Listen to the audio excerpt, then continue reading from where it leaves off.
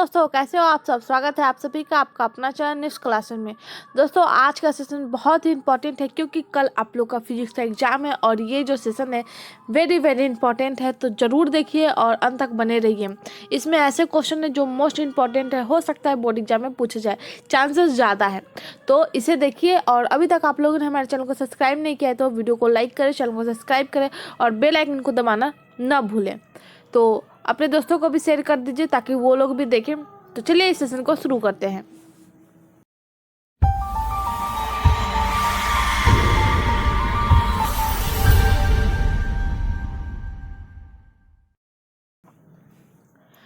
तो आप लोग को स्क्रीन पे देखिए दिख रहा होगा, क्वेश्चन फर्स्ट दिया गया है कि दो वैद्युत क्षेत्र रेखाएं एक दूसरे को किस कोण पर काटती हैं। दो विद्युत क्षेत्र रेखाएं जो है वह एक दूसरे को किस कोण पर काटती है। तो मान लीजिए ये एक रेखा है और एक इस रेखाएं है, दो रेखाएं जो है वो दो तरफ से जा रही है, तो ये जो है वो किस कोण पर काटती है वो पूछा गया है। या फिर ये नहीं बोला गया है कि दोनों दो अलग अलग दिशाएं से बोला गया है, तो दोनों एक पैरेलल मतलब एक दिशा से हो सकती है या फिर दोनों जो है वो डिफरेंट टाइप का हो सकता है, जैसे इस प्रकार से दिख रहा होगा। तो 90 डिग्री पर, 45 डिग्री पर, 30 डिग्री पर यह नहीं काटती है। तो दो विद्युत क्षेत्र रेखाएं जो है एक दूसरे को किस कोण पर काटती है एक दूसरे को। तो अगर इसके बेसिस पे ले तो क्योंकि हम लोग को दिशा तो बोला नहीं गया है कि एक उत्तर और एक पश्चिम दिशा में जा रही है, तो इस टाइप से तो बोला नहीं गया है। दो रेखाएं दिए गए हैं, चाहे वो इस प्रकार से रखे हो तो या फिर इस प्रकार से रखे हो तो दो रेखाएं हैं मान लीजिए। तो ये जो है वो एक दूसरे को किस कोण पर काटती है। तो यहाँ पे आप लोग को दिख रहा है कहीं कोण बनेगा, नहीं बनेगा, तो ये नहीं काटती है। अगर इसमें दिशा होती कि एक जो है वो पूरब से पश्चिम जा रहा है और उत्तर से दक्षिण जा रहा है, तब यहाँ पे 90 डिग्री कोण हो सकते थे या फिर 45 डिग्री कोण हो सकते थे। तो हम लोग का राइट आंसर ऑप्शन डी हो जाएगा। क्वेश्चन नंबर 2 देखिए कि विद्युत क्षेत्र का क्वांटम ESU मात्रक में होता है। वेरी इंपॉर्टेंट क्वेश्चन है, याद रखिए। कल आप लोग का एग्जाम है और रिवीजन सेशन तो बनता है। तो विद्युत क्षेत्र का क्वांटम ESU मात्रक में होता है। तो ऑप्शन देखिए क्या हो जाएगा। पहला ऑप्शन है 4.78 इंटू 10⁻⁻10। दूसरा हो जाएगा +1.6 इंटू 10⁻⁻19। तीसरा हो जाएगा 2.99 इंटू 10⁻⁻9। ऑप्शन डी में है -1.6 इंटू 10⁻⁻9। तो विद्युत आवेश का क्वांटम जो है वो क्या है, ESU में पूछा गया है, ESU में। तो राइट आंसर ऑप्शन ए हो जाएगा 4.78 इंटू 10⁻⁻10। और प्यारे साथियों अंत तक बने रहिए, लास्ट में जो है वो आप लोग को इन्फॉर्मेशन देने वाले हैं एग्जाम में कैसे अच्छे मार्क्स गेन कर सकते हैं। तो अंत तक बने रहिए और लास्ट में ये जो है वो सुन करके जाइएगा, क्योंकि इस सेशन को छोड़ने का तो बिल्कुल नहीं है, क्योंकि इसी से मार्क्स उठने वाले हैं। तो चलिए बढ़ते हैं आगे, नेक्स्ट क्वेश्चन देखते हैं। क्वेश्चन नंबर 3 देखिए, स्थिर विद्युत क्षेत्र होता है, कैसा होता है। वेरी इंपॉर्टेंट क्वेश्चन है। स्थिर विद्युत क्षेत्र होता है संरक्षित होता है, असंरक्षित होता है, कहीं संरक्षित तथा कहीं असंरक्षित मतलब होता है, या फिर इनमें से कोई नहीं। तो स्थिर विद्युत क्षेत्र मतलब रुका हुआ जो विद्युत क्षेत्र हो जाएगा वो होता है संरक्षित। ऑप्शन ए राइट हो जाएगा। तो ये हो जाएगा स्थिर जो विद्युत क्षेत्र होता है वो हमेशा संरक्षित होता है। तो ऑप्शन ए। क्वेश्चन नंबर देखिए 4 है, द्विवाही मात्रक है किसका है, आवेश का, विभव का, विद्युत द्विध्रुव आघूर्ण का, या फिर कोई नहीं। तो आवेश का क्या हो जाता है, आवेश का जो है वह मात्रक हो जाएगा इलेक्ट्रॉन, EV यानी इलेक्ट्रॉन वोल्ट हो जाएंगे। विभव का तो विभव ही होंगे, तो बचा हम लोग के पास विद्युत द्विध्रुव आघूर्ण। तो ऑप्शन सी राइट हो जाएगा। द्विवाही मात्रक किसका है, तो विद्युत द्विध्रुव आघूर्ण का। क्वेश्चन नंबर 5 देखिए, जब कोई वस्तु ऋणावेशित हो जाती है तो इसका द्रव्यमान क्या होता है, घटता है, बढ़ता है, वही रहता है, या फिर इनमें से कोई नहीं। तो जब ऋणावेश होता है तो उसका क्या हो जाता है, वो बढ़ जाता है। क्या होता है, बढ़ता है। तो ऑप्शन बी राइट हो जाएगा।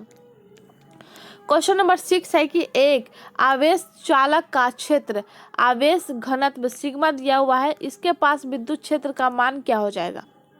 आवेश घनत्व कितना दिया हुआ है, सिग्मा दिया हुआ है, तो इसका मान क्या हो जाएगा। तो राइट आंसर जो हो जाएगा ऑप्शन बी, σ/ε0। क्या हो जाएगा, σ/ε0। हम लोग का ऑप्शन बी राइट हो जाएगा। Question number 7 very important question है, बोर्ड एग्जाम में पूछे गए हैं। VIP क्वेश्चन है कि कूलॉम बल है, केंद्रीय बल, विद्युत बल, दोनों AB दोनों हो सकते हैं। ऑप्शन डी में इनमें से कोई नहीं। तो 7 का राइट आंसर ऑप्शन सी हो जाएगा, दोनों केंद्रीय बल भी है और विद्युत बल भी है। तो ऑप्शन सी राइट हो जाएगा। क्वेश्चन नंबर 8 है कि एक वैद्युत द्विध्रुव एक पृष्ठ से घिरा हुआ है, पृष्ठ पर कुल विद्युत फ्लक्स होगा अनंत, शून्य, sigma by epsilon not, option D में इनमें से कोई नहीं। तो एक विद्युत द्विध्रुव का पृष्ठ से घिरा हुआ है, एक विद्युत ध्रुव जो है वह एक पृष्ठ से घिरा हुआ है, इस प्रकार से घिरा हुआ है, तो पृष्ठ पर कुल फ्लक्स क्या हो जाएंगे। तो इस क्वेश्चन का राइट आंसर जो हो जाएगा ऑप्शन जो है वह शून्य हो जाएगा, क्योंकि एक जो विद्युत द्विध्रुव है वह एक पृष्ठ से घिरा हुआ है, यानी पृष्ठ के अंदर नहीं है, पृष्ठ से घिरा हुआ है, तो क्या हो जाएगा, शून्य हो जाएगा। अगर बाहर होते तब जो है वो क्या हो जाता, कोई और अंक हो जाते, तो हम लोग का ऑप्शन बी राइट हो जाएगा। क्वेश्चन नंबर 9 देखिए, फ्लक्स घनत्व का मात्रक होता है weber, tesla, newton by meter या फिर मीटर स्क्वायर बाई सेंटीमीटर, तो कौन सा हो जाएगा ये पूछा गया है। तो इस क्वेश्चन का राइट आंसर जो हो जाएगा ऑप्शन बी राइट हो जाएगा, टेस्ला। क्या हो जाएगा, टेस्ला। टेस्ला को हम लोग टी से प्रदर्शित करते हैं। क्वेश्चन नंबर 10 देखिए, आवेश का एसआई मात्रक होता है, आवेश का एसआई मात्रक होता है एम्पियर, फैराडे, वोल्ट या फिर कूलॉम। सॉरी, वहाँ पे मैंने आप लोग को बाय मिस्टेक इलेक्ट्रॉनिक वोल्ट बोल दिया है, वो किसी और का मात्रक होता है। आवेश का मात्रक क्या होता है ये देख लीजिए। तो आवेश का जो मात्रक होता है वह हो जाएगा हम लोग का ऑप्शन डी, कूलॉम। क्या हो जाएगा, ऑप्शन डी राइट हो जाएगा। तो चलिए नेक्स्ट क्वेश्चन देखते हैं। कूलॉम हो जाएगा, आवेश का ऐसा ही मात्रक याद रखिएगा, कूलॉम हो जाएगा, ऑप्शन डी राइट हो जाएगा। क्वेश्चन नंबर 11 है, आवेश की विमा है, आवेश की विमा पूछा गया है, कूलॉम। कूलॉम का क्या हो जाएगा, ऑप्शन राइट हो जाएगा, ऑप्शन ए टी। क्या हो जाएगा, एम्पियर जो है वह क्या हो जाएगा, टाइम में हो जाएगा, तो ऑप्शन ए राइट हो जाएगा।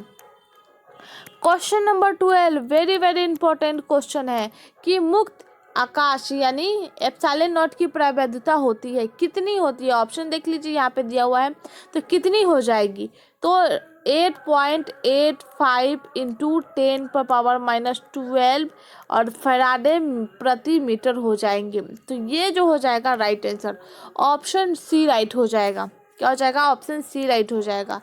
क्वेश्चन नंबर 13 देखिए कि विद्युतशीलता का मात्रक होता है newton by meter, faraday by meter या फिर coulomb by volt, option D में से कोई नहीं। तो विद्युतशीलता का मात्रक पूछा गया है, तो राइट आंसर ऑप्शन बी हो जाएगा, फैराडे। फैराडे को एफ से और मीटर को एम से प्रदर्शित करते हैं, तो फैराडे बाई मीटर हो जाएगा, तो ऑप्शन बी राइट हो जाएगा।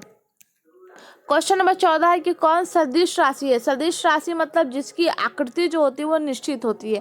जैसे मान लीजिए चीनी की जो आकृति होती है वो निश्चित होती है, ये मतलब, और उसे जो बोलते हैं क्या बोलते हैं, क्रिस्टलीय ठोस बोलते हैं। जैसे कि आप लोगों ने केमिस्ट्री में पढ़ा होगा, चीनी, नमक, ये सबको क्रिस्टलीय ठोस बोलते हैं, क्योंकि उसकी जो आकृति होती है वो निश्चित होती है। तो सदिश राशि में जिसकी आकृति और दिशा निश्चित होती है, मान लीजिए ये दिशा है और इसकी आकृति निश्चित होती है, उसी को ये बोलते हैं सदिश राशि। ये याद रखिएगा, सदिश राशि किसे कहते हैं, जिसकी आकृति और दिशा निश्चित होती है। और असदिश राशि जिसमें दिशा और आकृति निश्चित नहीं होती, वो किसी भी शेप में आ गया, इस प्रकार से हो गया, इस प्रकार से, ये किसी भी शेप में आ गया, तो वो हो जाएगी असदिश राशि।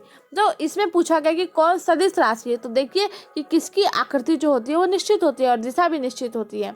तो राइट आंसर ऑप्शन सी हो जाएगा। विद्युत तीव्रता का जो है वो क्या होता है, ये जो है वो सदिश राशि, इसकी आकृति और जो दिशाएं होती है ये निश्चित होती है, तो ऑप्शन हम लोग का राइट हो जाएगा सी। क्वेश्चन नंबर देखिए 15 है, विद्युत विभव का मात्रक वोल्ट है और यह तुल्य है। विद्युत विभव का मात्रक क्या होता है, वोल्ट है, लेकिन इसका तुल्य क्या हो जाएगा ये पूछा गया है। तो joule by Coulomb, joule into Coulomb, joule by Coulomb, Coulomb by joule, sorry, option D में हो जाएगा, इनमें से कोई नहीं।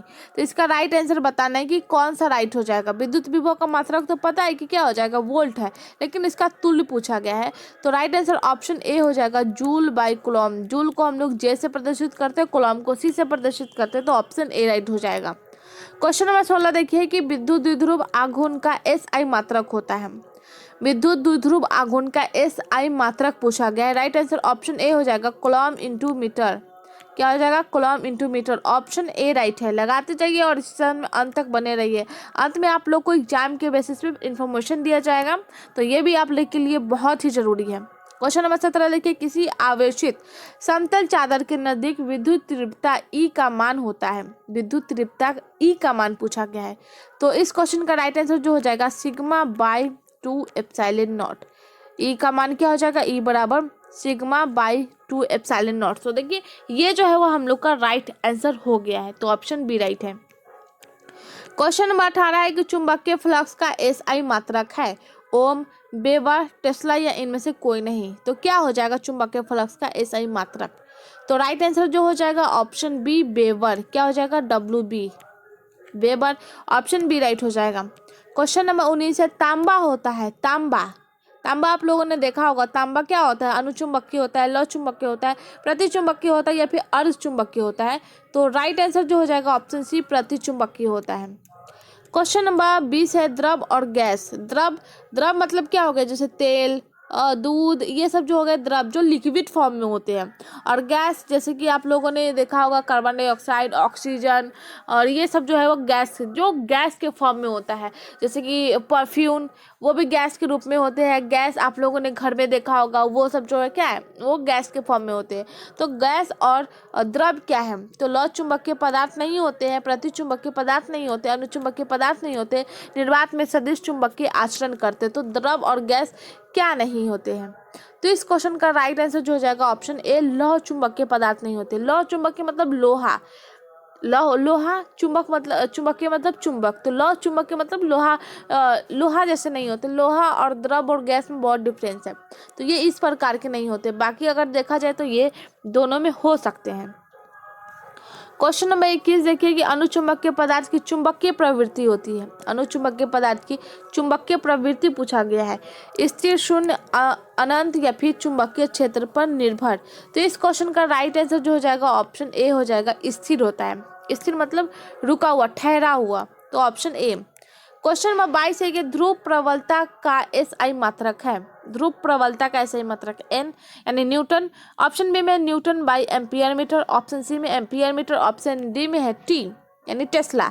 तो इस क्वेश्चन का राइट आंसर क्या हो जाएगा, राइट आंसर जो हो जाएगा ऑप्शन सी एम्पियर मीटर। क्या हो जाएगा, ampere meter, option C right हो जाएगा। तो इसी के साथ देखते हैं अगले क्वेश्चन को।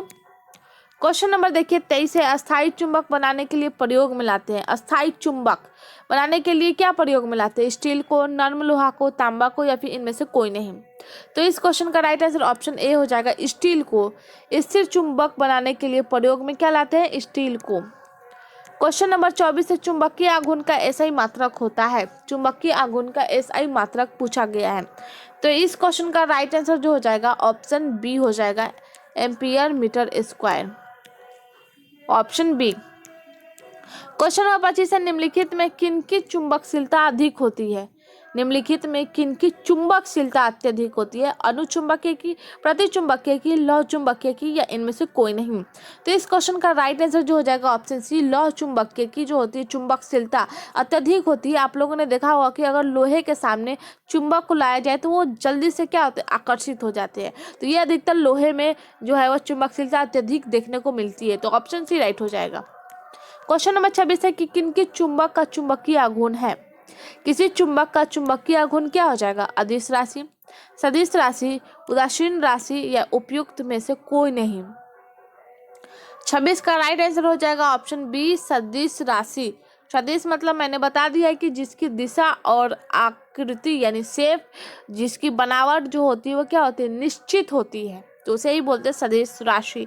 तो ऑप्शन बी राइट हो जाएगा। क्वेश्चन नंबर 27 है कि चुंबकीय प्रेरण का एसआई मात्रक है। वेबर, टेस्ला, फैराडे या फिर एम्पियर इंटू मीटर यानी एम्पियर मीटर। तो कौन सा राइट हो जाएगा चुंबकीय प्रेरण का एसआई मात्रक, तो ऑप्शन बी हो जाएगा टेस्ला। क्या हो जाएगा, टेस्ला हम लोग का राइट आंसर है। क्वेश्चन नंबर देखिए 28 है पृथ्वी की ध्रुव पर नमन का मान होता है। पृथ्वी की ध्रुव पर नमन का मान कितना हो जाएगा, 0 डिग्री, 90 डिग्री, 45 डिग्री या फिर 180 डिग्री। तो ऑप्शन बी राइट हो जाएगा। क्या हो जाएगा, 90 डिग्री। क्वेश्चन नंबर 30 देखिए, क्वेश्चन नंबर 30 में है त्वरित आवेश उत्पन्न करती है। कौन करती है, अल्फा किरणें, गामा किरणें, बीटा किरणें या फिर विद्युत चुंबकीय तरंग। तो इस क्वेश्चन का राइट जो हो जाएगा ऑप्शन डी हो जाएगा, विद्युत चुंबकीय तरंग। क्या हो जाएगा, ऑप्शन डी राइट हो जाएगा। क्वेश्चन नंबर 31 है विद्युत धारा के चुंबकीय प्रभाव की खोज की थी। किसने की थी, एम्पियर ने, ऑस्ट्रेड ने, फ्लेमिंग ने या फिर फैराडे ने। तो इस क्वेश्चन का राइट आंसर ऑप्शन बी हो जाएगा। ऑस्ट्रेट ने जो है वो क्या है, इसकी खोज की थी, किसकी, विद्युत धारा के चुंबकीय प्रभाव की। तो ऑप्शन बी राइट हो जाएगा। क्वेश्चन नंबर 32 देखिए, गैल्वेनोमीटर को वोल्ट मीटर बनाने में जरूरत है। गैल्वेनोमीटर को वोल्ट मीटर बनाने में किसकी जरूरत होती है? उच्च प्रतिरोध का, निम्न प्रतिरोध का, संधारित्र का, या फिर प्रेरण कुंडली का। तो 32 का राइट आंसर ऑप्शन ए हो जाएगा, उच्च प्रतिरोध का। क्या हो जाएगा? उच्च प्रतिरोध का जो है वो जरूरत पड़ती है गैल्वेनोमीटर को वोल्ट मीटर बनाने के लिए। क्वेश्चन नंबर 33 है, विद्युत चुंबकीय क्षेत्र या फिर चुंबकीय प्रेरण का ऐसा ही मात्रक होता है? टेस्ला, वेबर, हेनरी या फिर फैराडे। तो इस क्वेश्चन का राइट आंसर जो हो जाएगा ऑप्शन ए टेस्ला। क्या हो जाएगा? टेस्ला। विद्युत चुंबकीय या फिर चुंबकीय प्रेरण दोनों में से कोई भी आ सकती है एग्जाम में। या फिर चुंबकीय प्रेरण का ऐसे ही मात्रक हो जाएगा या फिर चुंबकीय क्षेत्र का ऐसे ही मात्रक हो जाएगा। तो दोनों का क्या हो जाता है? टेस्ला यानी टी। तो ये याद रखिए, या फिर दोनों दे दे या फिर दोनों में से कोई एक दे दे। तो दोनों का ऐसे मात्रक सेम ही होती है, टेस्ला। तो ऑप्शन ए राइट हो जाएगा। क्वेश्चन नंबर 34 है, चल कुंडली गैल्वेनोमीटर के बनाने का सिद्धांत है। चल कुंडली गैल्वेनोमीटर के बनाने का सिद्धांत क्या है? तो इस क्वेश्चन का राइट आंसर जो हो जाएगा ऑप्शन डी, चुंबक का धारा पर प्रभाव। चुंबक का धारा पर क्या है? प्रभाव जो है वह चल कुंडली गैल्वेनोमीटर बनाने का क्या है? सिद्धांत है। सिद्धांत मतलब बोल सकते हैं एक रूल है। तो ऑप्शन डी राइट हो जाएगा। क्वेश्चन नंबर 35 है कि एक आदर्श एमीटर का प्रतिरोध होता है, कम होता है, अधिक होता है, अनंत होता है या शून्य होता है? आदर्श, आदर्श मतलब बोल सकते हैं जैसे कोई भी किसी का रूल फॉलो करता है तो वो आदर्श हुआ, जो उसके रूल को तोड़ता है तो वो अनादर्श हुआ। तो इस प्रकार से समझ सकते हैं। तो एक आदर्श यानी जो फॉलो करता है उसके रूल को, तो एक आदर्श एमीटर का प्रतिरोध होता है। तो ऑप्शन डी हो जाएगा, शून्य। कैसा होता है? शून्य होता है। क्वेश्चन नंबर 36 है कि एक आदर्श वोल्ट मीटर का प्रतिरोध होता है, वोल्ट मीटर का। और यहाँ पे क्या था? यहाँ पे था आमीटर और यहाँ पे वोल्ट मीटर। दोनों में कन्फ्यूजन नहीं होना है। तो ऑप्शन देखिए कम, ऑप्शन बी में अधिक, ऑप्शन सी में अनंत, ऑप्शन डी में शून्य। तो राइट आंसर ऑप्शन सी हो जाएगा, अनंत। क्या हो जाएगा? अनंत। और जिस एक आदर्श आमीटर का प्रतिरोध जो होता है वो शून्य होता है, और एक आदर्श वोल्ट मीटर का प्रतिरोध कैसा होता है? शून्य होता है। तो ऑप्शन सी राइट हो जाएगा। तो बढ़ते आगे, नेक्स्ट क्वेश्चन देखते हैं। क्वेश्चन नंबर 37 है, चुंबकीय बल क्षेत्र का एसआई मात्रक होता है। चुंबकीय बल क्षेत्र का एसआई मात्रक पूछा गया है। वेबर, टेस्ला, गॉस या इनमें से कोई नहीं। तो 37 का राइट आंसर जो हो जाएगा ऑप्शन बी, टेस्ला। इसका भी क्या हो जाएगा? टेस्ला। ऑप्शन बी राइट हो जाएगा। चलिए नेक्स्ट क्वेश्चन देखते हैं। क्वेश्चन नंबर 38 है, तांबा का कार्यफलन होता है। कैसा होता है? कुछ इलेक्ट्रॉन वोल्ट, कुछ जूल होते हैं, या फिर कुछ वाट होते हैं, या फिर कुछ वोल्ट हो सकते हैं। तो तांबा का कार्यफलन होता है। तो ऑप्शन ए राइट हो जाएगा, कुछ इलेक्ट्रॉन वोल्ट। इलेक्ट्रॉन वोल्ट यानी कुछ मतलब थोड़ा बहुत जो है वह इलेक्ट्रॉन वोल्ट की जरूरत होती है। क्वेश्चन नंबर 39 है, प्रकाश फोटोन की ऊर्जा है। प्रकाश फोटोनों की ऊर्जा है, क्या है? तो राइट आंसर जो हो जाएगा option A, HB। Option A right हो जाएगा। क्वेश्चन नंबर 40 है, इनमें कौन अनाविष्ट है? कौन अनाविष्ट? अल्फा कण, अल्फा कण या फिर बीटा कण, बीटा कण या फिर फोटोन या फिर प्रोटॉन। तो कौन जो है वो अनाविष्ट है ये पूछा गया है। तो राइट आंसर ऑप्शन सी हो जाएगा, फोटोन। क्या हो जाएगा? फोटोन। क्वेश्चन नंबर 41 है, एक्स किरणों के तरंगदैर्घ्य का क्रम होता है। एक्स किरणें 1 सेंटीमीटर, 1 एम, 1 माइक्रोन या फिर 1 एंस्ट्रॉम।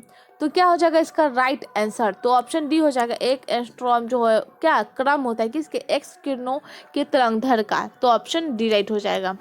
क्वेश्चन नंबर 42 है कि फ्यूज तार किस पदार्थ से निर्मित होती है? निर्मित मतलब बनती है। फ्यूज जो तार होते हैं, जो तार फ्यूज हो जाते हैं, वह किस पदार्थ से निर्मित होती है, बनी होती है? तांबा से, टंगस्टन से, लेड, टिन, मिश्र धातु से या फिर नाइक्रोम से। तो राइट आंसर ऑप्शन ए हो जाएगा, तांबा से बनी होती है। किससे बनी होती है? तांबा से। तो ऑप्शन ए राइट हो जाएगा। क्वेश्चन नंबर 43 वीवीआई क्वेश्चन है, बोर्ड एग्जाम में पूछे गए कि स्वस्थ मनुष्य के शरीर का विद्युत प्रतिरोध है 50,000 ओम यानी 50,000 ओम, 10,000 ओम, 1,000 ओम या फिर 10 ओम। तो स्वस्थ मनुष्य के शरीर का विद्युत प्रतिरोध है तो कितना हो जाएगा? तो राइट आंसर ऑप्शन ए हो जाएगा, 50,000 ohm. Option A. Question number 44 है, विद्युत परिपथ की शक्ति होती है 5 स्टार क्वेश्चन। विद्युत परिपथ की शक्ति कैसी होती है, कितनी होती है? V R, V square R, V square by R, V square R I. तो विद्युत परिपथ की शक्ति होती है, तो ऑप्शन सी राइट हो जाएगा, V square by R. Very very important question. तो इसका राइट आंसर ऑप्शन सी हो जाएगा। नेक्स्ट क्वेश्चन देखते हैं। एम्पियर घंटा मात्रक है किसका? शक्ति का, आवेश का, ऊर्जा का, विभवांतर का। एम्पियर घंटा मात्रक है, तो इसका राइट आंसर जो हो जाएगा ऑप्शन बी, आवेश का। क्या हो जाएगा? आवेश का, ऑप्शन बी। क्वेश्चन नंबर 46 है, किरचॉफ का द्वितीय नियम है? आवेश संरक्षण नियम, ऊर्जा संरक्षण नियम, संवेग संरक्षण नियम या फिर कोणीय संवेग संरक्षण नियम। तो किरचॉफ का दूसरा नियम पूछा गया है, तो राइट आंसर ऑप्शन बी हो जाएगा, आवेश संरक्षण नियम। क्वेश्चन नंबर 47 है कि व्हीटस्टोन सेतु से तुलना करता है? प्रतिरोधों का, धाराओं का, विभवांतरों का या फिर सभी का।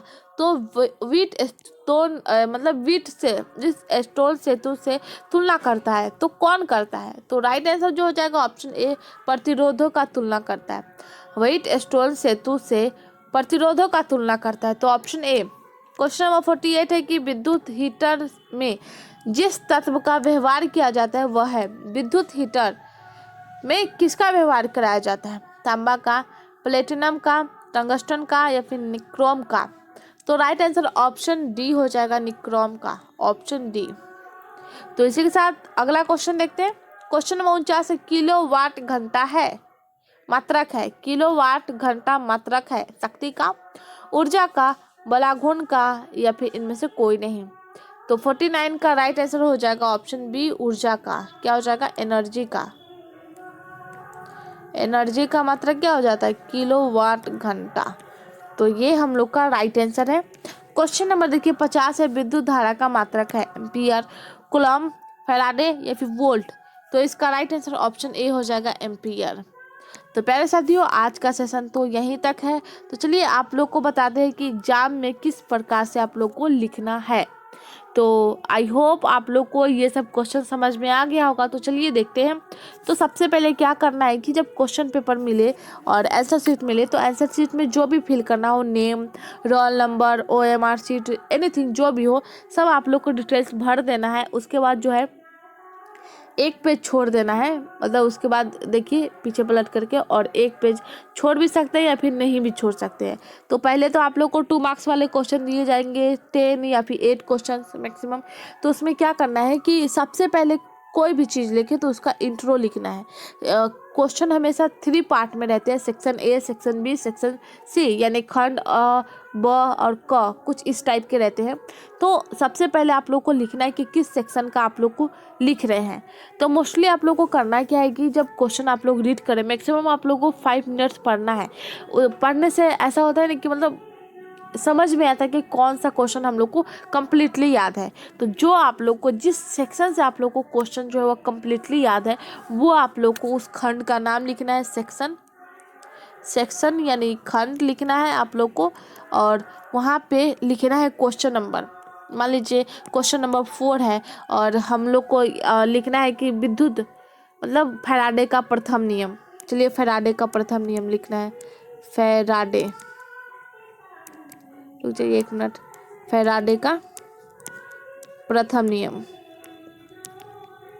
तो ये जो है वो प्रथम नियम अगर लिख रहे हैं तो बीच में हम लोग इसको हेडिंग डालेंगे। हेडिंग डालने से मतलब जो कंफर्म है वही लिखेंगे, क्योंकि अगर बाद में हम लोग को मतलब मान लीजिए 6 क्वेश्चन याद है और बाकी 4 में हम लोग को कन्फ्यूजन है, तो लास्ट में क्या करेंगे ना कि उसमें थोड़ा बहुत कुछ मिक्सअप करके लिख दें, तो उसमें कुछ फ़र्क नहीं पड़ेगा। क्योंकि जो एग्जामिनर चेक करते हैं, जो पेपर चेक करते हैं, तो वो शुरू का ही पेज देखते हैं अधिकतर, हाँ किस प्रकार से लिखा हुआ है। अगर ज़्यादा घिच पिच करें, जैसे मान लीजिए हम लिख रहे हैं फैराडे का प्रथम नियम, हमको मिस्टेक्स हो गया, तो इसको अगर हम घसते रहे इस प्रकार से, तो ये वहाँ पे भद्दा लगेगा। अगर हमको लिखना ही है, अगर काटना ही है, तो इस प्रकार से काट दिए या फिर बॉक्स बना करके साइड में काट दिए, तो उसको पता चल जाता है कि हाँ ये गलत है। तो इस प्रकार से करना है, पहला मोस्टली बात तो ये। और दूसरा क्या करना है कि जब हम लोग क्वेश्चन का आंसर दे रहे हैं, मान लीजिए 4 नंबर का क्वेश्चन का आंसर दे रहे हैं और उसमें लिखना है कि फैराडे का प्रथम नियम को समझाइए, तो पहले फैराडे का प्रथम नियम लिख करके और बीच में लिखेंगे और इसको लाइन से हेडिंग मार देंगे ताकि उसको पता चले कि ये लिख क्या रहा है। उसके बाद सबसे पहले इंट्रो लिखेंगे कि इंट्रो मतलब कि फैराडे का जो प्रथम नियम है उसमें दिया क्या है, उसका परिभाषा क्या है वो डालेंगे और उसके बाद उसमें जो सूत्र दिया गया है या फिर जो भी उसके अंदर डिफिनेशन दिया गया है वो हम लोग लिखेंगे। तो पहले इतना कर लेना है और इसके बाद क्या करना है कि मैंने आप लोग को बता दिया है कि पहले आप लोग को क्वेश्चन पढ़ना है, दूसरा आप लोग को वही क्वेश्चन को सबसे पहले लिखना है जो क्वेश्चन आप लोग को कम्प्लीटली याद है, और बाकी जो है वो क्या करना है कि आप लोग जो क्वेश्चन आप लोग को कम्प्लीटली याद नहीं है तो वो आप लोग लास्ट में कुछ मिक्सअप करके वहाँ पे लिख सकते हैं। तो 2 मार्क्स वाले को क्वेश्चन को मैक्सिमम आप क्या करेंगे कि 2 मार्क्स वाले 4 या 6 लाइन में उसको कंप्लीट करना है। अगर 3 मार्क्स वाले दे रहे तो आधा पेज मैक्सिमम लेकर के जाना है, और ये अगर 5 मार्क्स वाले क्वेश्चन है तो मैक्सिमम 1 पेज, 1 या 1.5 पेज, उससे ज़्यादा नहीं, बस इतना ही आप लोग को लिखना है। और थोड़ा स्पेस दे करके लिखना है, जैसे मान लीजिए हम लोग को लिखना है कि आवेश संरक्षण का नियम, जैसे देखिए आवेश संरक्षण का नियम, तो इस प्रकार से थोड़ा सा स्पेस होना चाहिए, ये नहीं कि यहाँ पे आवेश लिख रहे हैं और यहाँ पे संरक्षण लिख रहे हैं, तो एग्जामिनर को पता चल जाता है कि हाँ ये बच्चा सिर्फ पेज भरने के लिए ये लिखा है इस प्रकार से। तो थोड़ा स्पेस करके देना है और बीच बीच में मान लीजिए 1 लाइन कंप्लीट हो चुका है, 2 लाइन कंप्लीट हो चुका है, 3 लाइन कंप्लीट हो चुके हैं, तो 4 लाइन में क्या करना है, यहाँ से शुरू करना है, फिर इस प्रकार से लिखना है। तो थोड़ा सा जो है वो क्या है, पॉइंट यहाँ ख़त्म हो चुके हैं तो उसके नीचे से हम लोग पैराग्राफ चेंज कर देंगे, पैराग्राफ चेंज करके लिखना है। तो इस प्रकार से क्या होता है ना कि हाँ देखने में भी अच्छा लगता है, एग्जामिनर को लगता है कि हाँ ये बच्चा कुछ जानता है। अगर मान लीजिए 2 मार्क्स का क्वेश्चन है तो आपको 1/, मतलब 1 हाफ मार्क्स तो 1.5 मार्क्स तो दे ही देंगे, 1.5 मार्क्स तो दे ही देंगे उसमें, और 5 मार्क्स वाले क्वेश्चन तो 4 मैक्सिमम देंगे आप लोग को, 4 या फिर 4.5 आप लोग को दे ही देंगे। तो इस प्रकार से आप लोग को लिखना है। तो फर्स्टली आप लोग को ओएमआर शीट दिया जाएगा एमसीक्यू सॉल्व करने के लिए, तो पहले वो क्वेश्चन को देखिए कि जो आप लोग को कंफर्म याद है उसको टिक लगा लीजिए, बाकी जो बच जाए 50 मैक्सिमम आप लोग को फिजिक्स केमिस्ट्री और बायो में 35 एमसीक्यूज का आंसर देना है, इंग्लिश हिंदी में आप लोग को 50 एमसीक्यूज का आंसर देना है। तो पहले उस क्वेश्चन को सॉल्व कीजिए जो आप लोग को कंप्लीटली याद है, पहले एडिट कीजिए और सॉल्व कीजिए, जो आपको कंप्लीट याद है उसका आंसर भरिए, फिर बच गया जो आप लोग को कंफर्म याद नहीं है तब वहाँ पे तुक्का बेसिस कर सकते हैं, क्योंकि वहाँ पे और कोई ऑप्शन तो है नहीं, छोड़ करके आ नहीं सकते। अगर कहीं लक अच्छा हो तो कहीं तुक्का लगाए, 4-5 उसी में सही हो गए, तो इस प्रकार से भी करना है। और आप लोग को बता दिए शॉर्ट टाइप क्वेश्चन जो होते हैं, शॉर्ट टाइप क्वेश्चन यानी 2 या 3 नंबर वाली जो क्वेश्चन रहते हैं, और लॉन्ग टाइप जो क्वेश्चन होते हैं, लॉन्ग टाइप जो 5 मार्क्स के देते हैं, मैक्सिमम 5 मार्क्स के, इंटर में तो 5 मार्क्स देते हैं, और उसके अलावा इंटर बीए बीएससी या बीकॉम में जो है वो क्या करते हैं 5 मार्क्स और 15 मार्क्स वाले देते हैं, और मैट्रिक और इंटर में 2 या 3 मार्क्स वाले और नहीं तो 5 मार्क्स वाले, बस इतना ही देते, उससे ज़्यादा नहीं जाता है। तो यहाँ पे आप लोग को 1 से 1.5 पेज ही लिखना है, उससे ज़्यादा नहीं, 1 पेज ही लिखा जा रहा है तो उतना ही रहने दीजिए, उससे ज़्यादा मत जाइए। और कोई भी फिगर बनाना है तो अच्छे से बनाना है, और मतलब कुछ ज़्यादा काटकुट नहीं करना, इस प्रकार से घसना नहीं है। कोई भी सेंटेंस लिख रहे हैं एकदम साफ सुथरा स्वच्छ होना चाहिए, देखने वालों को ही लगे कि हाँ ये बच्चा कुछ जानता है, तो इस प्रकार से लिखना है। तो आई होप आप लोग को इस सेशन में कोई भी इन्फॉर्मेशन मिला होगा। तो आज के लिए बस इतना ही, और कल के एग्ज़ाम में आप लोग धमाल मचा के आइएगा और कमेंट में बताइएगा कि आप लोग कितने एमसीक्यूज सॉल्व कर पाए हैं बोर्ड एग्जाम में। तो आप सबके लिए पहले से ही ऑल द बेस्ट, और जाइए और परफॉर्म करके आइए, धमाल मचा दीजिए, एकदम कलम तोड़ के लिखना है आप लोग को और अच्छा से अच्छा मार्क्स गेन करना है। तो चलिए, हमारा सपोर्ट आप सबके साथ हमेशा रहेगा, और आज के लिए बस इतना ही, मिलते हैं नेक्स्ट सेशन में। धन्यवाद।